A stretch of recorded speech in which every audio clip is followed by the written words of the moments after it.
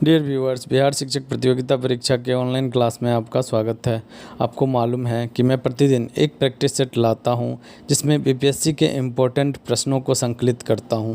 चाहे वो previous year paper हो, आगे एग्ज़ाम में आने वाले प्रश्नों का संकलन हो, या फिर वो बीपीएससी का फेवरेट टॉपिक हो, उन सभी से कुछ एमसीक्यू को मैं लाता हूं और उसका डिटेल एनालिसिस करता हूं। डिटेल एनालिसिस का मतलब है कि एक प्रश्न से आपको कम से कम 4-5 इम्पोर्टेंट तथ्य को बताता हूं, जिसके एग्ज़ाम में पूछे जाने की काफ़ी संभावना है। तो अगर आप चैनल पर नए हैं या अभी तक अपने चैनल को सब्सक्राइब नहीं किया है, तो कृपया चैनल को सब्सक्राइब कर लें। दोस्तों के बीच में वीडियो शेयर करें और वीडियो को लाइक करना ना भूलें। चलिए स्टार्ट करते हैं। आज का पहला प्रश्न है, जिला न्यायाधीश शब्द संविधान के किस अनुच्छेद में आया है? अनुच्छेद 230, अनुच्छेद 231, अनुच्छेद 232 या फिर अनुच्छेद 233? तो आपका जो सही आंसर है वह है अनुच्छेद 233। जिला न्यायाधीश की बात की गई है संविधान में अनुच्छेद 233 में। अब ज़रा डिटेल से देखते हैं कि आखिर है क्या ये अनुच्छेद। तो पहले 230, 31, 32, 33 हम 4 अनुच्छेद को एक साथ याद करेंगे, क्योंकि ये आपस में इंटरकनेक्टेड हैं। तो पहला जो है अनुच्छेद 230, केंद्र शासित प्रदेशों के लिए उच्च न्यायालय के अधिकार क्षेत्र का विस्तार। यानी आप जानते हैं कि केंद्र शासित प्रदेश जो है उसका अपना भी उच्च न्यायालय हो सकता है, या फिर किसी राज्य का जो उच्च न्यायालय है उसी से केंद्र शासित प्रदेश का जो उच्च न्यायालय है वो संबंधित होता है। तो अनुच्छेद 230 में केंद्र शासित प्रदेश के उच्च न्यायालय के संबंधित बातें कही गई है। अगला है अनुच्छेद 231, 2 या 2 से अधिक राज्यों के लिए एक सामान्य उच्च न्यायालय की स्थापना। यानी जरूरी नहीं है कि प्रत्येक राज्य के लिए एक उच्च न्यायालय होगा ही। अगर छोटे छोटे राज्य हैं तो 2 राज्यों को मिला के एक उच्च न्यायालय बना दिया जाएगा। ये बात कहा गया है अनुच्छेद 231 में। इसके बाद है अनुच्छेद 232।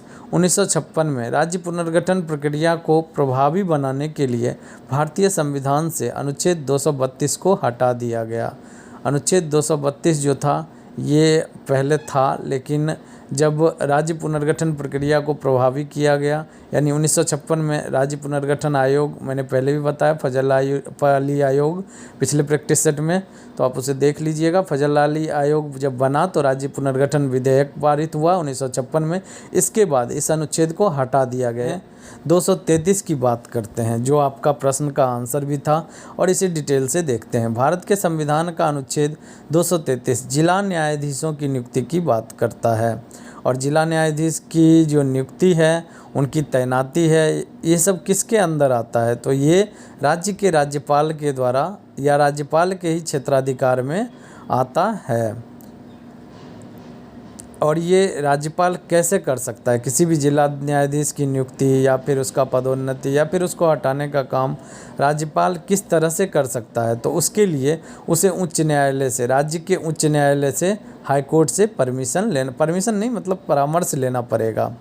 और एक व्यक्ति जो पहले से ही संघ या राज्य की सेवा में नहीं है, केवल एक जिला न्यायाधीश नियुक्त होने का पात्र होगा यदि वह कम से कम 7 साल तक एक वकील या अधिवक्ता रहा हो या उच्च न्यायालय द्वारा नियुक्त करने के लिए सिफारिश की गई हो। तो ये भी आपके लिए इम्पोर्टेंट है कि एक जिला न्यायाधीश कौन आदमी बन सकता है? कम से कम वो 7 साल तक वकील या अधिवक्ता रहा हो, तो उसे भी जिला सेशन कोर्ट का जो जिला न्यायालय होता है उसका न्यायाधीश बनाया जा सकता है। मैं एक बार समअप कर दूं पूरा चीज़ आपके सामने। तो प्रश्न है, जिला न्यायाधीश शब्द संविधान के किस अनुच्छेद में आया है? अनुच्छेद 233 में आया है। और भी आपने जाना कि जिला न्यायाधीश की जो नियुक्ति है, पदोन्नति है या उसको हटाने का काम है, ये राज्यपाल करते हैं। लेकिन राज्यपाल कैसे करते हैं? वो किसकी सलाह लेते हैं? तो उच्च न्यायालय के न्यायाधीश की सलाह लेते हैं ये कार्य करने के लिए। 232 तो मैंने जैसा बताया कि राज्य पुनर्गठन अधिनियम 1956 के तहत इसको हटा दिया गया। और 230 की बात करें तो 230 में बताया गया है कि केंद्र शासित प्रदेश के जो उच्च न्यायालय है वो या तो उसका अपना भी हो सकता है, जैसे दिल्ली का उच्च न्यायालय, या फिर उसका अपना उच्च न्यायालय हो सकता है, या फिर किसी राज्य के उच्च न्यायालय से ही उसका न्यायालय चलेगा। ये बात 230 में बताया गया है। 231 में दो या दो से अधिक राज्यों को मिला के एक उच्च न्यायालय का गठन करने का शक्ति दिया गया है। चलिए अगले प्रश्न को देखते हैं। बिहार में झंडा दिवस कब मनाया गया? 17 जुलाई 1921 ईस्वी, 18 मई 1922 ईस्वी, 18 जुलाई 1923 ईस्वी, 15 जुलाई 1924 ईस्वी। देखिए मेरे जो प्रैक्टिस सेट बताने का जो तरीका है वो बहुत डिटेल्ड होता है, तो ज़्यादा से ज़्यादा प्रश्न जितना भी मैं बताता हूँ आप वीडियो को लास्ट तक देखें, क्योंकि इसमें मैंने उन्हीं प्रश्नों को संकलित किया है जो बहुत ज़्यादा इम्पोर्टेंट है और आपके एग्ज़ाम में पूछे जाने की संभावना है। थोड़ा प्रश्न हार्ड भी रहता है, एक्सप्लेनेशन भी हार्ड रहता है, लेकिन आप एग्ज़ाम किसका देने जा रहे हैं आप ज़रा ये समझिए। आप बीपीएससी का एग्ज़ाम देने जा रहे हैं तो आपको उस लेवल पे तैयारी करनी ही होगी अगर पास होना है तो। ठीक है, इसका जो आंसर होगा वो होगा बिहार में झंडा दिवस 18 जुलाई 1923 ईस्वी को मनाया गया। इसके बाद देखते हैं निम्न में से किस स्थान पर एक प्रसिद्ध सिख गुरुद्वारा अवस्थित है? रूपकुंड, हेमकुंड, ब्रह्माकुंड, ताराकुंड। तो आपका सही आंसर होगा हेमकुंड। अब हेमकुंड में आप जानते हैं कि सिख के जो थे वो 10 गुरु हुए। मैंने इसके लिए एक ट्रिक भी बताया है, आप मेरे जो इम्पोर्टेंट ट्रिक्स का जो प्लेलिस्ट है उसमें जाके देख सकते हैं। कुछ इस तरह से है, गुरु का अंग अमर है राम जैसा आज भी, तो गुरु से गुरु नानक देव, गुरु का अंग से गुरु अंगद, गुरु नानक देव के बाद जो गुरु हुए वो अंगद हुए। गुरु का अंग अमर है, अमर से अमरदास हो गए, आज भी अर्जुन देव हो गए। इस तरह से मैंने ट्रिक को बताया, आप उसे देख लें। तो सिख के जो 10वें गुरु थे या हेमकुंड साहिब उन्हीं से रिलेटेड है। अब क्या रिलेटेड है ज़रा हम देखते हैं। और ये कितने ऊंचाई पे स्थित है ये देखिए, 4329 मीटर की ऊंचाई पर यह स्थित है और सबसे सम्मानित तीर्थ स्थलों में से एक है हेमकुंड साहिब। और हर साल तीर्थयात्री यहाँ पे आते हैं। कहा जाता है कि सिख के 10वें गुरु जो गुरु गोविंद सिंह थे वे अपने पूर्व जन्म में हेमकुंड झील के ही शांत किनारे पर ध्यान किया था और इसीलिए हेमकुंड साहिब जो है वो बहुत ही अधिक महत्वपूर्ण है। मैं आगे हेमकुंड इसका आंसर हो जाएगा। अगला जो है वह देखिए, निम्न में से किस धातु को चाकू से काटा जा सकता है? मैग्नीशियम, सल्फर, सोडियम या फिर क्रोमियम। सही आंसर आपका होगा कि सोडियम धातु को चाकू से काटा जा सकता है। यहाँ पे पोटेशियम को भी चाकू से काटा जा सकता है, तो आप याद रखेंगे 2 धातु जिसे चाकू से काटा जा सकता है, यानी वो कठोर धातु नहीं होते हैं। सोडियम और पोटेशियम अत्यधिक प्रतिक्रियाशील धातु होते हैं और ये किस किस चीज़ से अभिक्रिया कर सकते हैं? ऑक्सीजन, कार्बन डाइऑक्साइड, हवा व नमी जो होता है, ये तीनों चीज़ों से यह प्रतिक्रिया कर सकता है। और जिससे क्या होता है, अगर सोडियम हवा से या फिर नमी से या फिर ऑक्सीजन से अभिक्रिया करेगा तो इससे आग लगने की संभावना रहती है। इसी विस्फोटक प्रक्रिया को रोकने के लिए सोडियम को मिट्टी के तेल में रखा जाता है और पोटेशियम को पैराफिन मोम में लपेट कर रखा जाता है। तो यहाँ से इम्पोर्टेंट फैक्ट्स कौन कौन से हो गए? पहला बात तो हो गया कि कौन सा धातु ऐसा है जो मुलायम है जिसे चाकू से काटा जा सकता है, तो सोडियम और पोटेशियम ये 2 धातु हो गए। फिर ये बहुत ज़्यादा प्रतिक्रियाशील धातु होते हैं। ये किस किस चीज़ से अभिक्रिया कर सकते हैं? ऑक्सीजन, कार्बन डाइऑक्साइड या नमी से अभिक्रिया करके विस्फोट करते हैं। इसी विस्फोट को बचाने के लिए अब आपको क्या याद रखना है कि सोडियम को किस चीज़ में रखा जाता है और पोटेशियम को किस चीज़ में रखा जाता है। तो सोडियम को जो है वो किरोसिन तेल में रखा जाता है, वहीं पे पोटेशियम को पैराफिन मोम में लपेट कर रखा जाता है। जो प्रभाजी आसवन होता है ना कच्चे तेल का, जिससे पेट्रोल बनता है, डीजल बनता है, गैसोलीन बनता है, उसी से यह पैराफिन मोम भी बनता है। तो उसी में इसको डुबो कर रखा जाता है। किसको? पोटेशियम को। चलिए अगले प्रश्न पे चलते हैं। यहाँ पे आंसर आपका सोडियम हो जाएगा। कौन सा धातु है जिसे चाकू से काटा जा सकता है? सोडियम। अगला प्रश्न है, निम्नलिखित में से कौन सी जोड़ी मुगल कालीन इमारत एवं स्थान से सुमेलित नहीं है। यानी मुगल काल में जो इमारत बनाई गई है, एक तरफ वो दिया गया है और दूसरा तरफ आपको वो किस जगह पे है, ये जगह का नाम दिया गया है। आपको बताना है कि कौन सा सुमेलित नहीं है।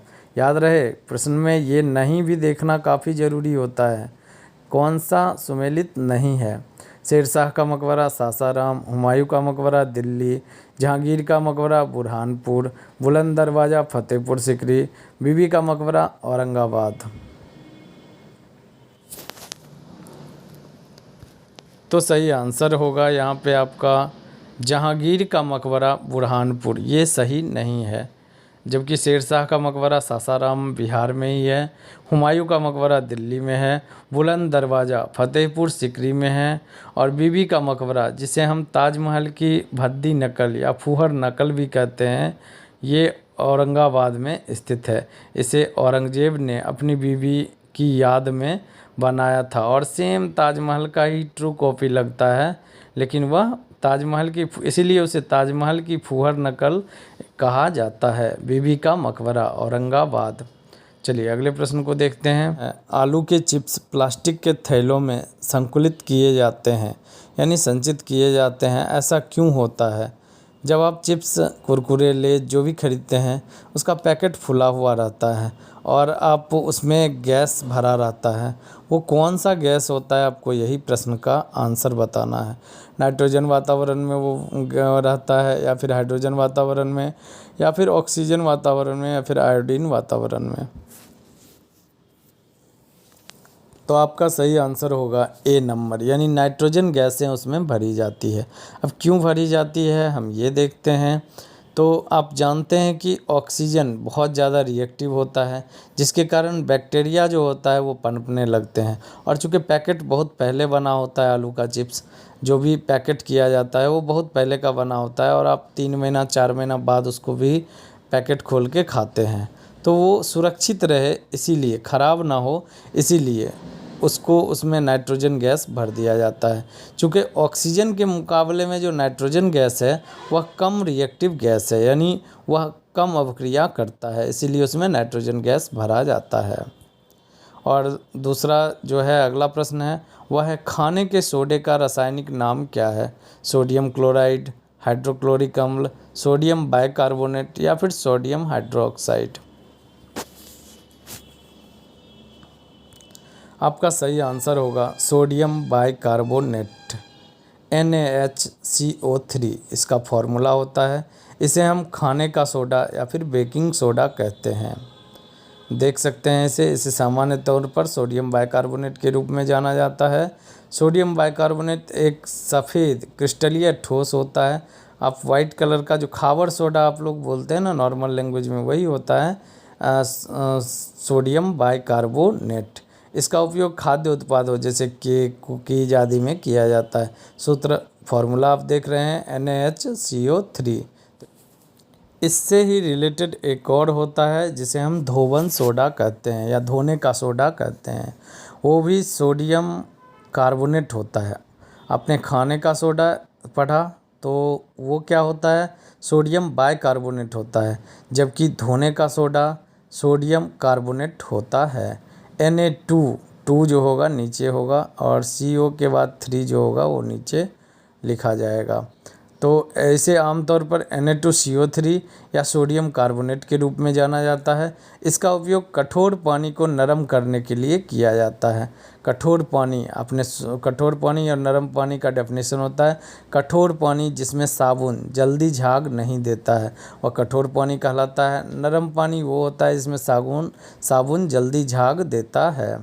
अच्छा, कठोर होता क्यों है, कुछ अशुद्धियाँ मिली होती है इसीलिए वो पानी कठोर हो जाता है।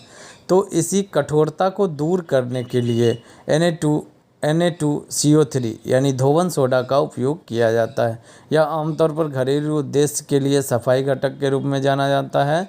जो आपका ये सर्फ वगैरह जो होता है ना, वो सब कुछ इसी चीज़ से बना होता है। इसका उपयोग कागज़, साबुन, वस्त्र, पेंट आदि के निर्माण में किया जाता है। तो ये हो गया, दोनों मैंने बता दिया, खाने का सोडा क्या है और फिर धोने का सोडा क्या है। चलिए अगले प्रश्न को देखते हैं। किसकी समाधि होने के कारण नांदेड़ गुरुद्वारा सिख समुदाय के लिए पवित्र स्थल माना जाता है? ये किस गुरुदेव का, सिख के कौन से गुरु का समाधि स्थल है नांदेड़ गुरुद्वारा? आपको ये बताना है। गुरु रामदास, गुरु अर्जुन देव या फिर गुरु नानक या गुरु गोविंद सिंह? तो सही आंसर होगा गुरु गोविंद सिंह की समाधि स्थल, जो कि महाराष्ट्र के नांदेड़ शहर में स्थित है। और ऐसा माना जाता है कि उन्होंने इसी स्थान पर अपना प्राण त्याग किया था। अभी आपने पीछे देखा था हेमकुंड साहिब, जहाँ पे गुरु गोविंद सिंह जो थे वो पूर्व जन्म में वहाँ पे तपस्या किया था। और वो बहुत ही खूबसूरत जगह है, हिमालय की गोद में बसा हुआ जगह है। तो वो भी आप याद रखिएगा हेमकुंड साहिब क्या है। और फिर नांदेड़ में कौन से गुरु का समाधि स्थल है? ये भी गुरु गोविंद सिंह का ही समाधि स्थल है। नांदेड़ कहाँ पे है? तो महाराष्ट्र में स्थित है, जिसमें समाधि स्थल है। इसे हम, दूसरा नाम इसका क्या है?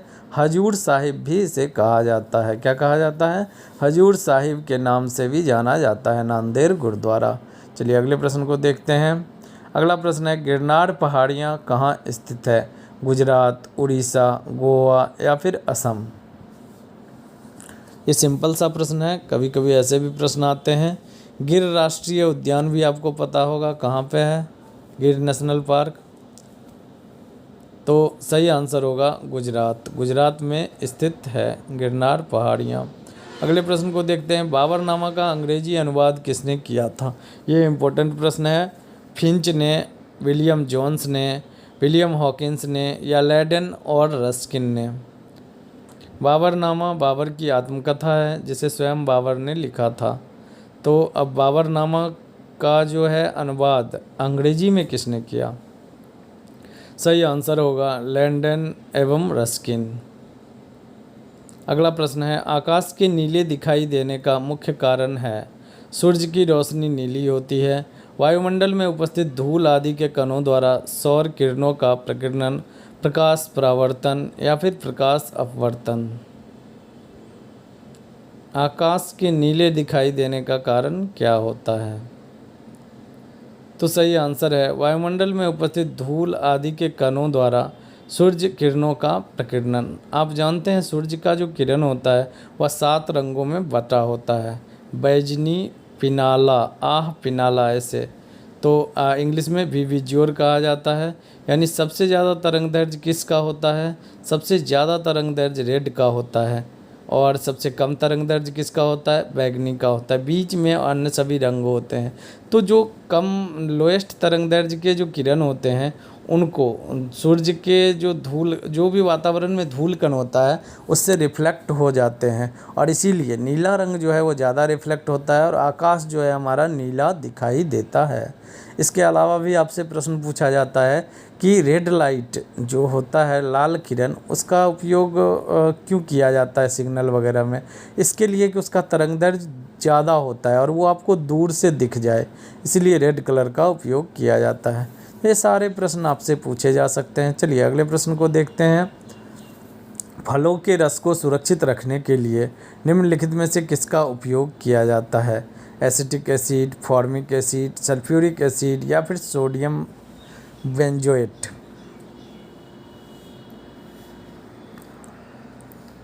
तो आपका सही आंसर होगा सोडियम बेंजोएट, यानी डी नंबर सही आंसर होगा।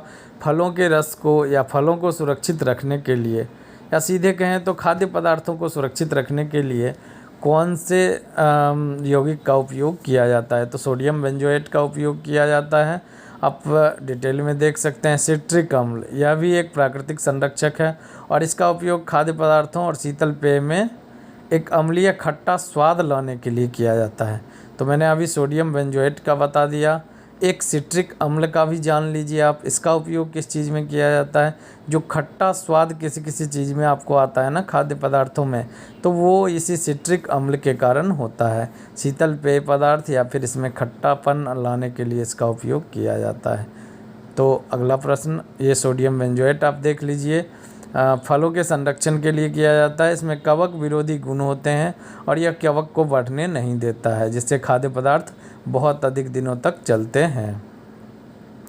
अगला प्रश्न है, किस शैवाल से आयोडीन प्राप्त होती है? एक्टोकॉर्पस, लैमिनेरिया, ओडोगोनियन या फिर यूलोथ्रिक्स? प्रश्न हार्ड हो तो आप स्किप मत कीजिए, क्योंकि आसान प्रश्न नहीं आने वाला है और ना ही ज़्यादा हार्ड प्रश्न आने वाला है। आपको थोड़ा सा अपने लेवल को बढ़ाना है और एग्ज़ाम आप क्वालिफाई कर जाएंगे। तो सही जो आंसर होगा वह होगा लेमिनेरिया। किस शैवाल से आयोडीन प्राप्त होता है? लेमिनेरिया नामक शैवाल से आयोडीन प्राप्त होता है। चलिए अगले प्रश्न को देखते हैं, डिटेल एनालिसिस देखते हैं। शैवाल जो है लेमिनेरिया, वह उसका उपयोग आयोडीन टिंचर तैयार करने के लिए किया जाता है और क्लोरेला जो है उसका उपयोग एंटीबायोटिक दवा क्लोरेलिन बनाने के लिए किया जाता है। उसके बाद देख लीजिए एक शैवाल अनवीना है, उसका उपयोग नाइट्रोजन निर्धारण, नाइट्रोजन फिक्सेशन के लिए, आप जानते हैं ना जो भी दलहनी पौधों के जड़ों में जैसे राइजोबियम ये वो पाए जाते हैं, वो सब भी नाइट्रोजन स्थिरीकरण का काम करते हैं। तो वैसे ही एक शैवाल है अनवीना, ये मिट्टी में नाइट्रोजन निर्धारण करने के लिए उपयोग किया जाता है और इससे मिट्टी में गुणवत्ता का सुधार होता है। तो मैंने यहाँ पे 4 बताया। आपका प्रश्न जो था वो था लेमिनेरिया से जुड़ा हुआ, यानी आयोडीन प्राप्त करने के लिए किस शैवाल का उपयोग किया जाता है? तो लेमिनेरिया नामक शैवाल का उपयोग किया जाता है। अन्य शैवाल को भी आप जान लें। क्लोरेला का उपयोग क्लोरेलियम नामक एंटीबायोटिक तैयार करने के लिए क्लोरेला शैवाल, क्लोरेला का उपयोग किया जाता है। भूरे शैवाल जिसको उल्वा या उसका उपयोग जापानी लोगों के द्वारा सलाद और खाद्य पदार्थों के रूप में किया जाता है। जापानी लोग अपने सलाद में किस शैवाल का उपयोग करते हैं? भूरे शैवाल, उल्वा। अगला, अनवीना नामक शैवाल का उपयोग नाइट्रोजन फिक्सेशन और उर्वरता, मिट्टी की उर्वरता को बढ़ाने के लिए इसका उपयोग किया जाता है। चलिए अगले प्रश्न को देखते हैं। आपसे कोई भी शैवाल का पूछा जा सकता है। मैंने यहाँ पे डिटेल से 4 शैवाल का बताया। ऑपरेशन फ्लड का संबंध किससे है? बाढ़ नियंत्रण से, सिंचाई योजना से, खाद्यान्न भंडारण से, दुग्ध उत्पादन एवं वितरण से? तो सही आंसर होगा ऑपरेशन फ्लड का संबंध दुग्ध उत्पादन एवं वितरण से संबंधित है। दुग्ध श्वेत क्रांति, सफ़ेद क्रांति जो आप पढ़ते हैं, उसके लिए सफ़ेद क्रांति जो हुई थी उसके लिए कौन सा ऑपरेशन चलाया गया था?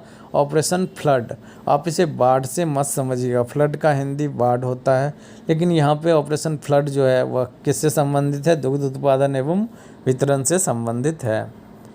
चलिए, यह किसने सर्वप्रथम प्रतिपादित किया था कि सूरज हमारे सौर मंडल का केंद्र है और पृथ्वी उसकी परिक्रमा करती है? देखिए, पहले के लोग मानते थे कि सूर्य जो है वह स्थिर नहीं है, पृथ्वी स्थिर है और सूर्य चूँकि पूरब से पश्चिम जाते हुए आपको दिखता है तो उनको लगता था कि सूर्य पृथ्वी का चक्कर लगाता है। लेकिन सबसे पहले यह कौन से वैज्ञानिक थे जिन्होंने ये बताया कि सूर्य केंद्र में होता है और सभी ग्रह उसके चारों तरफ चक्कर लगाते हैं, जिसमें पृथ्वी भी है? तो ये किसने बताया था? न्यूटन ने, गैलीलियो ने या फिर कोपरनिकस या पाणिनि ने बताया था?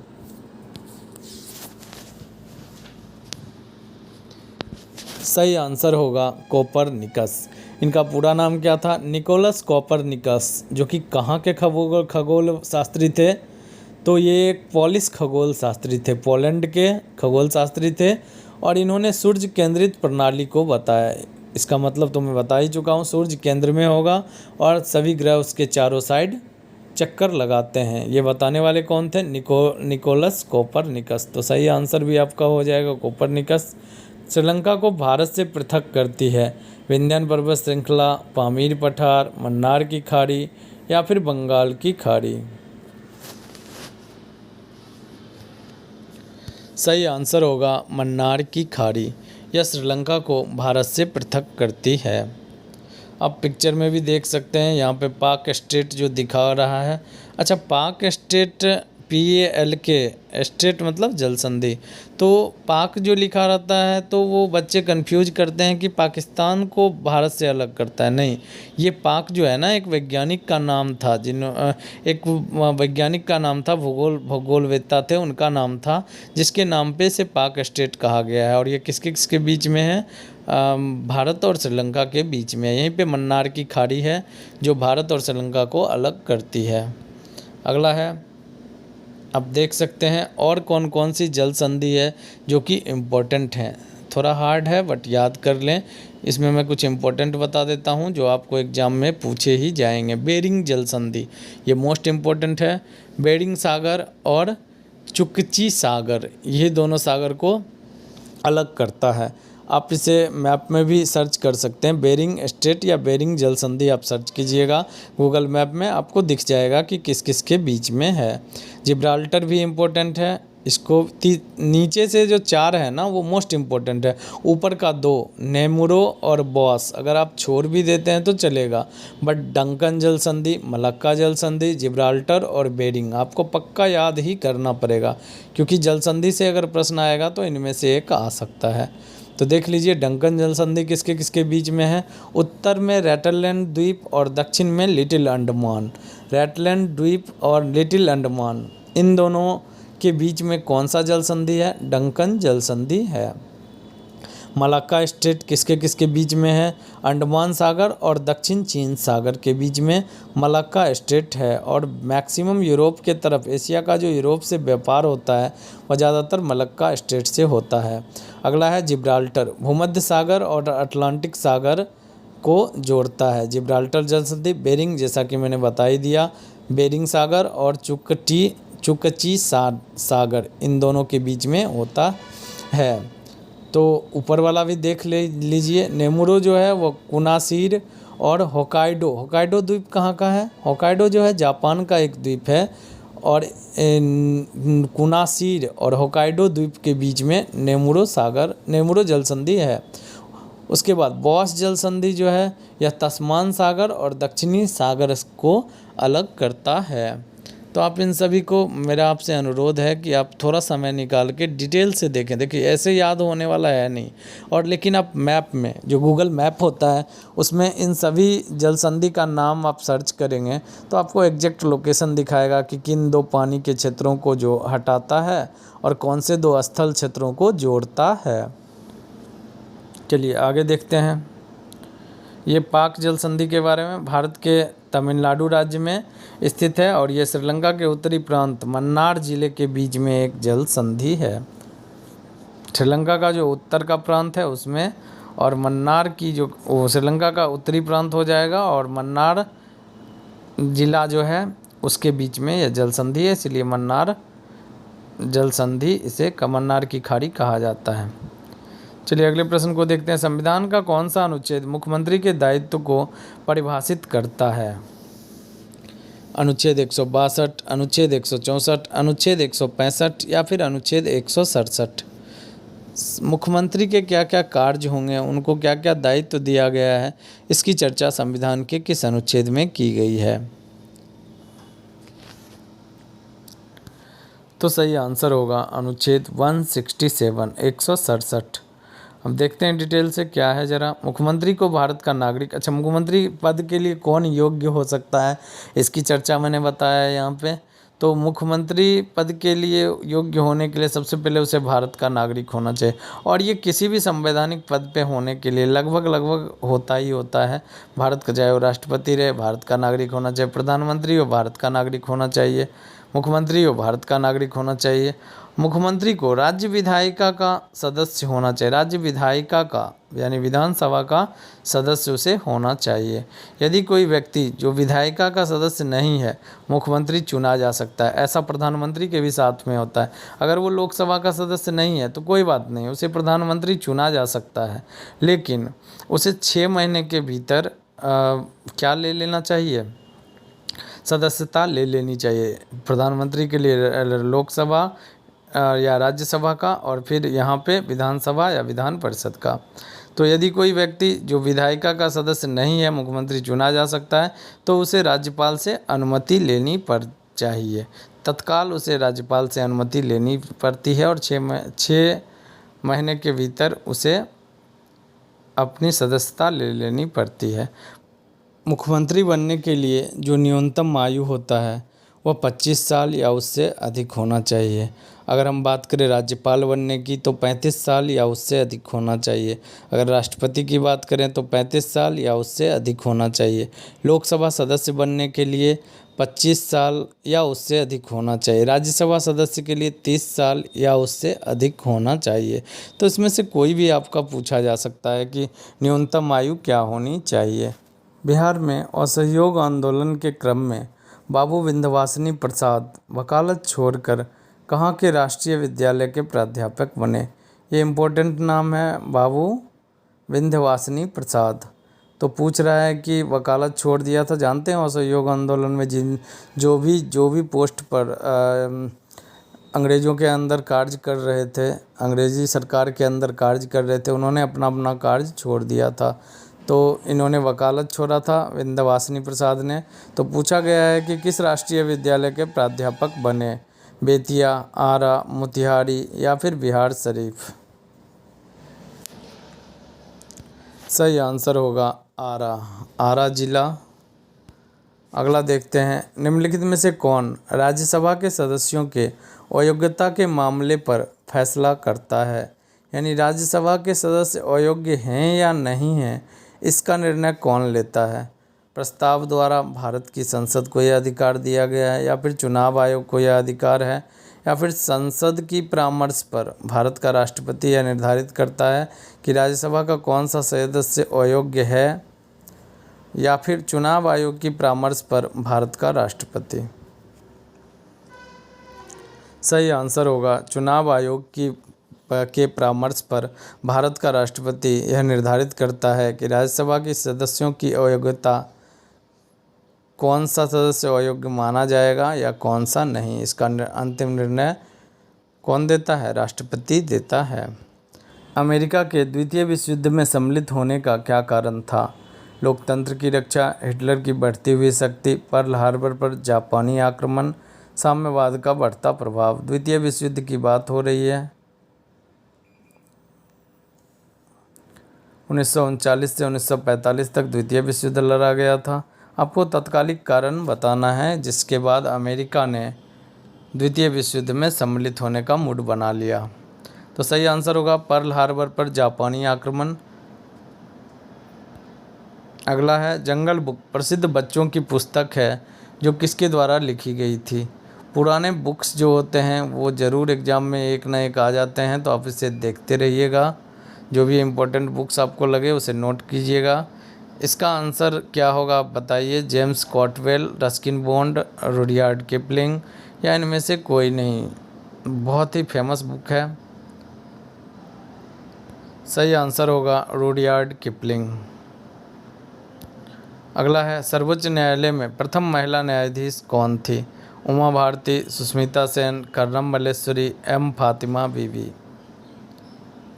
सर्वोच्च न्यायालय में प्रथम महिला न्यायाधीश कौन थी। सही आंसर होगा एम फातिमा बीवी। चलिए कुछ रिलेटेड प्रश्न देखते हैं इससे कि एम फातिमा बीवी को भारतीय सुप्रीम कोर्ट का पहला महिला न्यायाधीश बनाया गया। दूसरा जो है इम्पोर्टेंट फैक्ट, पहला महिला न्यायाधीश भारत में कौन बनी, तो अन्ना चांडी बनी। उसके बाद जम्मू कश्मीर उच्च न्यायालय की पहली महिला न्यायाधीश कौन बनी, तो गीता मित्तल। इसके बाद एक लीला सेठ भी इम्पोर्टेंट है। दिल्ली उच्च न्यायालय की पहली महिला न्यायाधीश कौन बनी, तो लीला सेठ। आप ये सारे नाम याद रखिएगा, मैं एक बार फिर से बताता हूँ। सुप्रीम कोर्ट की पहली महिला न्यायाधीश फातिमा बीवी। भारत में सबसे पहली महिला न्यायाधीश कौन बनी, तो वो अन्ना चांडी बनी। जम्मू कश्मीर उच्च न्यायालय की पहली महिला न्यायाधीश कौन बनी, गीता मित्तल। दिल्ली उच्च न्यायालय की पहली महिला न्यायाधीश कौन बनी, लीला सेठ। अगले प्रश्न को देखते हैं, पेस मेकर का संबंध किससे है, गुर्दा से, दिमाग से, फेफड़ा से या फिर हृदय से। सही आंसर होगा हृदय से। हृदय की धड़कन जो अनियमित धड़कन हो जाती है, घबराहट, बेचैनी, ये सब की वजह से हार्ट बीट पल्पिटेशन इसको कहते हैं, वो जब अनियमित रूप से बढ़ने लगता है, सही से हृदय पंप नहीं कर पाता है, तो उसको नियंत्रित करने के लिए पेस मेकर का इस्तेमाल किया जाता है। यह एक अलग से डिवाइस होता है जो बॉडी में फिट कर दिया जाता है। चलिए देखते हैं, यह एक पेसमेकर छाती या पेट में फिट किया जाने वाला एक छोटा सा विद्युत उपकरण है और इसका उपयोग असामान्य हृदय गति, जिसे हम क्या कहते हैं एरिथमिया, इसके इलाज के लिए किया जाता है। अब मानव हृदय को ज़रा जानते हैं। मानव हृदय जीवन को बनाए रखने में सबसे जिम्मेदार होता है और ये 4 कोष्ठीय होता है। बायां अलिंद, दायां अलिंद, बायां निलय, दायां निलय, ये 4 कोष्ठ होते हैं। तो ये भी पूछा गया है कई बार कि मानव हृदय कितने कोष्ठीय होते हैं, तो 4 होते हैं। मेढक का हृदय 3 कोष्ठक होता है। उसमें हृदय का आकार जो होता है वह आप जब मुट्ठी बंद कीजिए, जितना बड़ा आपका हो रहा है लगभग उसी आकार का आपका हृदय होता है और यह ऐसा अंग है जो जीवन भर कार्य करते रहता है और इसकी जो हड्डियाँ, इसकी जो मांसपेशियाँ होती है वह शरीर में सबसे मजबूत मांसपेशी से बना होता है। आप सोच सकते हैं बच्चा जब गर्भ में रहता है उसी समय हृदय धड़कना चालू होता है और जब तक उसका सांस चलता है हृदय धड़कता रहता है। नियंत्रित कार्य करने वाला यह अंग होता है। आप सोते हैं, आपका शरीर रेस्ट करता है, लेकिन हृदय उस समय भी कार्य करते रहता है। तो कार्य क्या है, शरीर में पूरे रक्त को पहुंचाना। ये किसका कार्य होता है, हृदय को पंप करता है जिससे रक्त जो है एक जगह से दूसरी जगह जाता है। और अगर आपने पढ़ाई होगा कि रक्त में जो हीमोग्लोबिन होता है, आरबीसी जो होता है, उसका मुख्य कार्य होता है कि ऑक्सीजनेटेड ब्लड को, ऑक्सीजन युक्त ब्लड को शरीर के अन्य कोशिकाओं तक पहुंचाना और जो कार्बन डाइऑक्साइड जो होता है उसको वहां से ले आके फेफड़ा और फेफड़ा से बाहर निकाल देना। तो ये पूरा कार्य रक्त परिसंचरण तंत्र जो होता है उससे रिलेटेड है। चलिए अगले प्रश्न को देखते हैं। सर्वप्रथम रक्त परिसंचरण तंत्र का अध्ययन किसने किया था? लैंडस्टीनर ने, कॉर्नबर्ग ने, ब्राउन ने या फिर हार्वे ने? तो सही आंसर जो आपका होगा वह विलियम हार्वे हो जाएंगे। इन्होंने ही रक्त परिसंचरण तंत्र का खोज किया था। अब रक्त परिसंचरण तंत्र में 2-3 चीज़ें आपने ज़रूर सुना होगा, धमनी, शिरा या फिर फुसफुसिया धमनी और फुसफुसिया शिरा। अब इन सभी को हम डिटेल से देखते हैं क्या होता है। बंद रक्त परिसंचरण तंत्र जो होता है उसमें 3 प्रकार की रक्त वाहिकाएँ होती है, यानी जिसके अंदर से रक्त बहता है, जिसे आप नस कहते हैं ना साधारण भाषा में, उसको हम डिटेल से पढ़ते हैं। तो धमनी क्या होता है, यह शुद्ध ऑक्सीजन रहित, ऑक्सीजन जनित यानी जिसमें ऑक्सीजन हो वैसे ब्लड को हृदय से विभिन्न शरीर के विभिन्न भागों तक पहुंचाता है। यानी हृदय से लेकर शरीर के अन्य अंगों तक पहुंचाने का कार्य किसको, ऑक्सीजन को, ऑक्सीजन युक्त ब्लड को किस में होता है, धमनी में होता है। यानी धमनी जो होता है यह शुद्ध रक्त को शरीर के सभी अंगों तक पहुंचाता है। कितनी बार एग्जाम में पूछा गया है, निम्न में से कौन सा शुद्ध रक्त का परिसंचरण करता है? धमनी, शिरा, कैपिलरीज यानी केशिकाएं, इस तरह से दिया जाता है। तो आपका जो सही आंसर होगा वह होगा धमनी। धमनियों में उच्च रक्तचाप के कारण धमनियों की भित्तियां शिराओं की तुलना में मोटी होती है। तो जो ब्लड प्रेशर होता है मानव शरीर का सबसे नॉर्मल जो ब्लड प्रेशर होता है 120/80 होता है। 120 को एस्टोलिक और 80 को डायस्टोलिक कहा जाता है। ये दोनों प्रेशर होता है 120/80। तो धमनी में जो उच्च रक्तचाप होता है उसको बर्दाश्त करने के लिए जो ज़्यादा रक्तचाप होता है, शिरा में कम रक्तचाप होता है लेकिन धमनी में ज़्यादा रक्तचाप होता है। रक्तचाप का मतलब क्या होता है, ब्लड जो होता है जब हृदय के द्वारा पंप किया जाता है तो वह कितने ज़ोर से शिराओं या जो धमनी होता है उसके दीवार पर कितने तेज़ी से धक्का लगाता है, इसी को मापा जाता है ब्लड प्रेशर में। तो आप समझ गए होंगे कि धमनी का जो भाग होता है वो मोटा होता है क्योंकि धमनी का जो रक्तचाप होता है उसमें जो ब्लड फ्लो करता है वह ज़्यादा होता है, ज़्यादा तेज होता है। अगला है शिराएँ। यह अशुद्ध कार्बन डाइऑक्साइड यानी अशुद्ध रक्त को कौन ट्रांसफ़र करता है, तो शिरा के द्वारा। शुद्ध रक्त को धमनी का जो दीवार होता है वो मोटा होता है, किसकी तुलना में, शिराओं की तुलना में। रक्तचाप मानव शरीर का कितना होता है, 120/80। यहाँ पे अब बात कुछ देख लीजिए, जैसा कि मैंने बताया कि धमनी जो होता है वह शुद्ध रक्त को पहुँचाता है और शिरा जो होता है वह अशुद्ध रक्त को पहुँचाता है। लेकिन फुसफुसिया शिरा जो होता है अभी मैंने बताया था ना, सिरा में क्या होता है कि कार्बन डाइऑक्साइड रहता है, लेकिन फुसफुसिया सिरा जो होता है वह फेफड़ों से हृदय तक ऑक्सीजन युक्त रक्त पहुंचाती है। वहीं पे अगर फुसफुसिया धमनी की बात करें, मैंने बताया था धमनी में ऑक्सीजन होता है, अभी बता रहा हूँ फुसफुसिया धमनी में जो कि हृदय से फेफड़ा तक ऑक्सीजन रहित यानी ऑक्सीजन जिसमें ना हो वैसे रक्त को पहुंचाता है। चलिए अगले प्रश्न को देखते हैं। वही आंसर है आपका हार्वे। भारत में बेरोजगारी के आंकड़े एकत्रित और प्रकाशित करता है यूएनओ, वित्त आयोग, नीति आयोग या एनएसएसओ? तो सही आंसर होगा NSSO, national sample survey organisation. इसका फुल फॉर्म होता है एनएसएसओ का, हिंदी में होता है राष्ट्रीय नमूना सर्वेक्षण कार्यक्रम और कार्यालय। और ये जो होता है 5 वर्षों के अंतराल पर भारतीय परिवारों के घरेलू उपयोग व्यय के एक बड़े नमूने पर डिपेंड करता है, यानी एक परिवार का व्यय कितना है इसके बेसिस से यह गरीबी वगैरह का भी अनुमान लगाता है। और ये किस मंत्रालय के अंतर्गत आता है? सांख्यिकी और कार्यक्रम क्रियान्वयन मंत्रालय के अंतर्गत राष्ट्रीय नमूना सर्वेक्षण कार्यालय जो है यह आता है। और नीति आयोग की यह एक इकाई होती है एनएसएसओ। तो डिटेल से आपने समझ लिया कि बेरोजगारी के आंकड़े, बेरोजगारी और गरीबी दोनों को आप रखिए, ये दोनों के आंकड़े एकत्रित करना, लोगों से ही पूछ के 5 साल पे एकत्रित करना और एक निष्कर्ष पे पहुंचना, ये कार्य किसका होता है? NSSO, national sample survey organisation. अगला है बंद अर्थव्यवस्था वह अर्थव्यवस्था है जिसमें केवल निर्यात होता है, घाटे की वित्त व्यवस्था होती है, मुद्रास्फीति पूर्णतः नियंत्रित होती है, ना तो निर्यात होता है ना आयात होता है। बंद अर्थव्यवस्था, क्लोज्ड इकोनॉमी की बात हो रही है। तो ना तो निर्यात होता है ना ही आयात होता है। कुछ कुछ देश ऐसे हैं, जैसे अगर उत्तर कोरिया की बात करें तो वहाँ के लोग बाहरी दुनिया से एकदम छटे कटे हुए होते हैं। बाहर से देखिए कैसे एक दूसरे देश से जान पहचान कैसे होता है, यही निर्यात आयात व्यापार से ही होता है कि हमको ये चीज़ का ज़रूरत है। अभी यहाँ चाइनीज़ मोबाइल अपने यहाँ चलता है, चाइना से वो मोबाइल आता है। बहुत सारा देश ऐसा है जहाँ से हम नारियल तेल ये सब आयात करते हैं या फिर पेट्रोल आयात करते हैं, और बहुत सारा चीज़ का हम एक्सपोर्ट भी करते हैं। तो इस तरह से आयात निर्यात प्रत्येक देश की इकोनॉमी के लिए अच्छा होता है और वहाँ के नागरिकों के लिए अच्छा होता है, एक दूसरे देश से संपर्क बढ़ता है।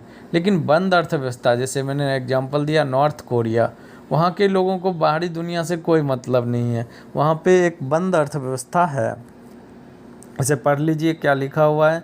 एक बंद अर्थव्यवस्था वह है जिसमें बाहरी अर्थव्यवस्था के साथ कोई व्यापारिक गतिविधि नहीं होती है, पूरी तरह से आत्मनिर्भर होता है। खुली अर्थव्यवस्था, इसका जस्ट अपोजिट, बंद अर्थव्यवस्था का ही अपोजिट होता है ओपन इकोनॉमी, खुली अर्थव्यवस्था। इसमें क्या होता है? प्रतिभागियों को अन्य देशों के साथ वस्तुओं और सेवाओं को खरीदने और बेचने की अनुमति होती है। जिसका अन्य देशों के साथ आयात निर्यात होता है वह खुली अर्थव्यवस्था होता है। भारत के किस राज्य में सबसे बड़ी और सबसे लंबी तटरेखा है? इम्पोर्टेंट प्रश्न है, यहाँ से एग्जाम में प्रश्न पूछे गए हैं। आंध्र प्रदेश, महाराष्ट्र, गुजरात या फिर पश्चिम बंगाल?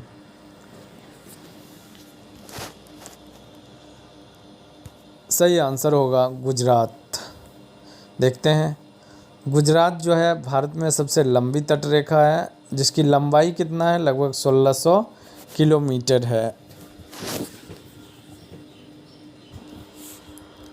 आप जानते हैं कि भारत की 2 सीमाएं हैं, यानी एक स्थलीय सीमा होती है और एक जलीय सीमा होती है। भारत का मैप जब देखिएगा तो नीचे दक्षिण भारत की तरफ जो सीमाएं लगती है वो सारी जलीय सीमाएं होती है, और स्थलीय सीमाएं ऊपर में, जैसे पाकिस्तान हो गया, अफ़गानिस्तान का छोटा सा पार्ट लगता है, पाकिस्तान, अफ़गानिस्तान, या फिर म्यांमार की बात करें, बांग्लादेश की बात करें, तो ये सारी स्थलीय सीमाएं भारत की है। तो आपको वो भी याद रखना है। स्थल सीमा की जो कुल लंबाई है वह कितना है भारत का, यानी अन्य देशों के साथ स्थल सीमा की लंबाई जो है वो 15,200 किलोमीटर है। जबकि अगर हम अंडमान निकोबार और लक्षद्वीप, ये जो भारत का केंद्र शासित प्रदेश है, इसकी सीमा को भी जोड़ दें तब कुल समुद्री सीमा जो भारत का है वह है 7516 किलोमीटर। आगे देखिए कि आंध्र प्रदेश जो है वह 974 किलोमीटर की कुल लंबाई और 906 किलोमीटर लंबी तट रेखा के साथ दूसरी सबसे लंबी मुख्य भूमि तट रेखा है और तमिलनाडु इसमें तीसरे नंबर पे आता है। यानी गुजरात के बाद किसका सबसे लंबा तट रेखा है, तो वो आंध्र प्रदेश का है। आंध्र प्रदेश के बाद किसका है, तो तमिलनाडु का है। अगला प्रश्न है, विश्व का सबसे बड़ा नदी द्वीप माजुली किस राज्य में स्थित है। विश्व का सबसे बड़ा नदी द्वीप है माजुली द्वीप। उड़ीसा, झारखंड, मध्य प्रदेश या फिर असम।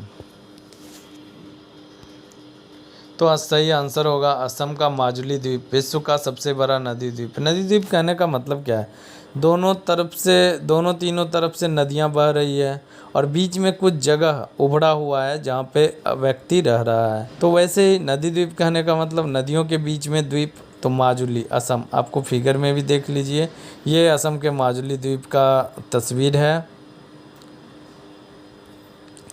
ये जगह आपको दिखाया जा रहा है, आप ब्लू कलर में देख रहे हैं, ये नदियां हैं जो कि बह रही हैं। एक तरफ से ब्रह्मपुत्रा है, एक तरफ से सुवर्णश्री, जहाँ एरो मार्क है वो सुवर्णश्री नदी है। इस साइड जो दिख रहा है आपको वो जो है ब्रह्मपुत्रा रिवर है और बीच में माजुली आइलैंड आपको लिखा हुआ दिख रहा है।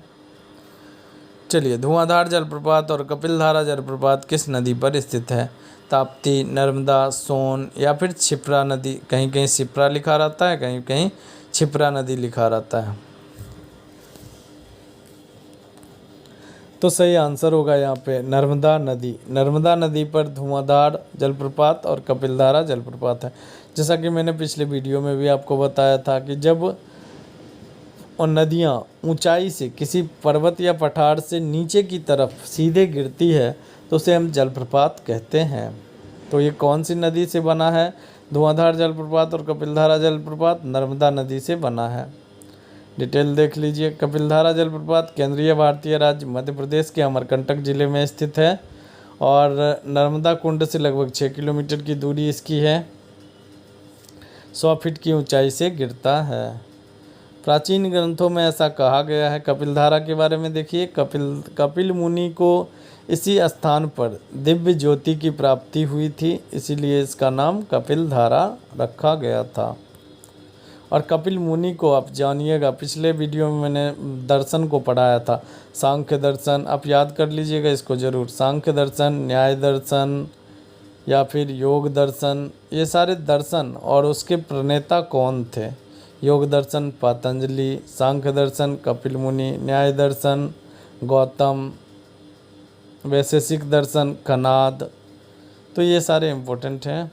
अगला आप ज़रा ज़रूर देख लीजिए कि कौन सी नदी इम्पोर्टेंट है और वो नदी किस जगह से उसका उद्गम है और किस किस राज्यों से होकर बहती है और अंत कौन सा है। तो नर्मदा नदी की बात करें, इसकी टोटल लंबाई जो है 1312 किलोमीटर है नर्मदा नदी। किस राज्य से बहती है ये इससे ज़्यादा इम्पोर्टेंट है, वो कहाँ से उद्गम क्या है और अंतिम स्थान कहाँ पे जाके गिरती है, ये ज़रूरी है।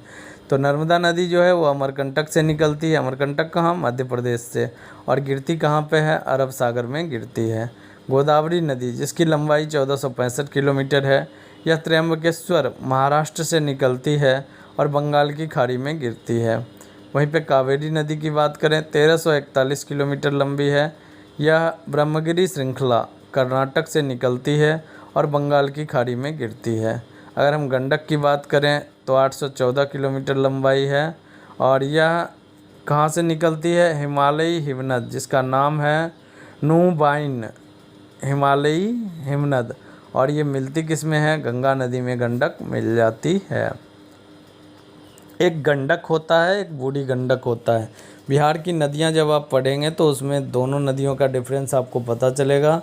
बूढ़ी गंडक कौन सी नदी है और फिर गंडक कौन सी नदी है।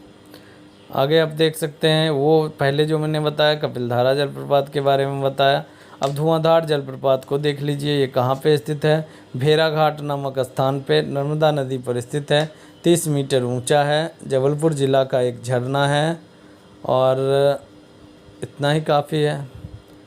वर्तमान समय में देश में किस प्रकार की बेरोजगारी की समस्या बहुत गंभीर बनी हुई है? खुली बेरोजगारी, शहरी बेरोजगारी, ग्रामीण बेरोजगारी या फिर शिक्षित बेरोजगारी?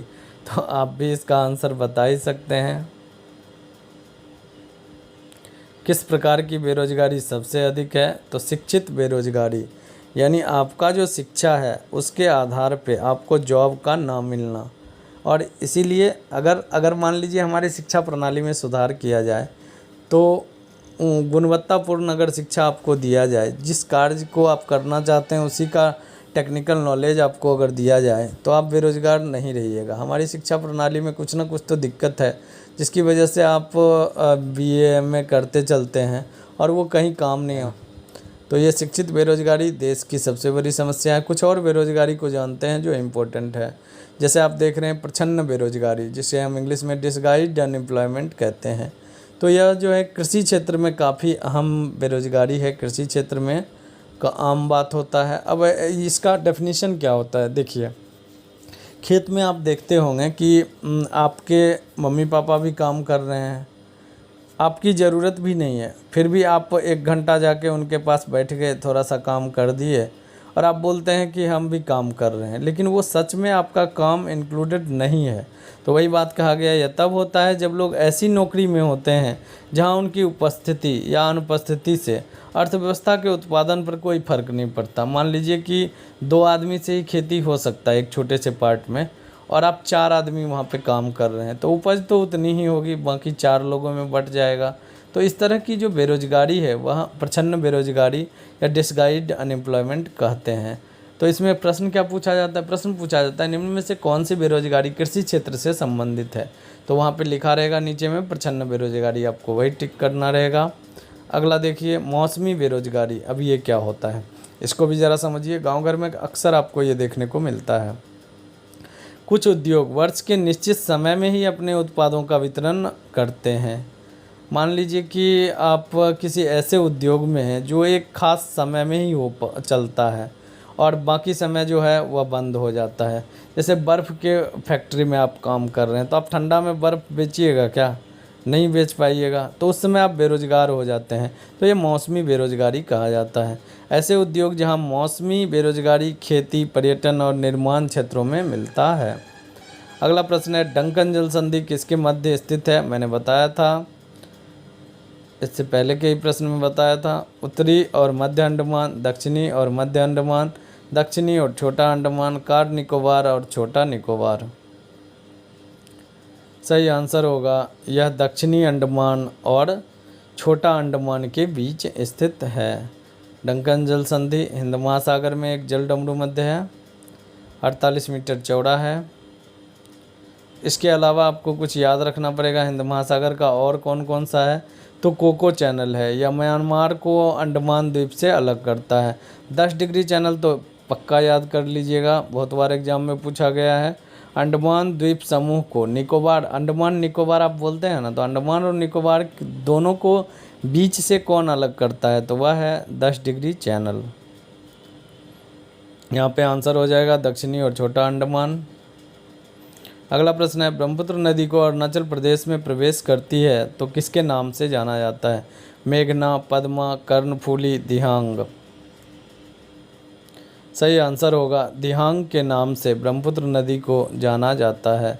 आप यहाँ पे देख सकते हैं नामचा बरवा एक जगह है जहाँ पर पहुँचने के बाद जो है ब्रह्मपुत्र नदी यू टर्न ले लेती है और भारत में प्रवेश कर जाती है। तो ये भी पूछा गया है कई बार कि ब्रह्मपुत्र नदी भारत में किस राज्य से होकर प्रवेश करती है? तो वह अरुणाचल प्रदेश है जहाँ से प्रवेश करती है और अरुणाचल प्रदेश में इसे दिहांग कहा जाता है। बाद में ब्रह्मपुत्र नदी के साथ दिबांग और लोहित ये सारी कई नदियाँ मिल जाती है और उसके बाद इसी दिहांग को क्या कहा जाता है? ब्रह्मपुत्र कहा जाता है। फिर से मैं एक बार बताता हूँ। नामचा बरवा के पास देखिए यहाँ पे नामचा बरवा, आपको ब्लू कलर में जो नदी दिख रही है ना वो ब्रह्मपुत्र नदी है और इधर से गंगा आपको आती हुई दिख रही होगी। तो एकाएक आप देख रहे हैं ब्रह्मपुत्र नदी जो है वह निकलती है मानसरोवर झील के पास से और वो भारत में प्रवेश करने से पहले यू टर्न लेती है, तो वह जगह जो है नामचावरवा नामक पर्वत है, वहाँ से वो यू टर्न लेती है और अरुणाचल प्रदेश में ऊपर, सबसे ऊपर अरुणाचल प्रदेश में इन करती है। उस समय इसे कहा जाता है, क्या कहा जाता है, दिहांग कहा जाता है। लेकिन जब इसमें 2-3 नदियाँ जैसे सुवर्णसरी ऊपर से आकर और दिहांग और लोहित ये सारी नदियाँ जब मिल जाती है, उसके बाद इसे ब्रह्मपुत्र कहा जाता है। आगे देखिए, उच्चतम न्यायालय के न्यायाधीशों की सेवानिवृत्ति की आयु क्या है। तो उच्चतम न्यायालय के न्यायाधीश की जो सेवानिवृत्ति की आयु है वह 65 वर्ष है। डिटेल देख लीजिए। यूनाइटेड किंगडम में वहाँ का जो उच्चतम न्यायालय है यूके में, उसके जो न्यायाधीश हैं 75 साल में सेवानिवृत्त होते हैं। भारत के सर्वोच्च न्यायालय में 65 साल में सेवानिवृत्त होते हैं और जो उच्च न्यायालय होता है उसमें 62 साल में होता है। पहले तो उच्च न्यायालय में 60 साल ही था, लेकिन 1963 ईस्वी में 60 से 62 कर दिया गया उच्च न्यायालय के न्यायाधीशों की सेवानिवृत्ति की आयु। फिर से देख लीजिए, सर्वोच्च न्यायालय का न्यायाधीश 65 साल तक पद पर रहेगा, उच्च न्यायालय का न्यायाधीश 62 साल तक रहेगा। लेकिन पहले जो था वो 60 साल तक ही उच्च न्यायालय का न्यायाधीश रह पाता था। बढ़ाया कब गया, तो 1963 ईस्वी में बढ़ाया गया। तो आज भर के लिए इतना ही, मिलते हैं नए वीडियो के साथ। आपसे मेरा फिर से अनुरोध रहेगा कि आप कृपया वीडियो को दोस्तों के बीच में शेयर करें। तो मिलते हैं कल नए वीडियो के साथ। जय हिंद।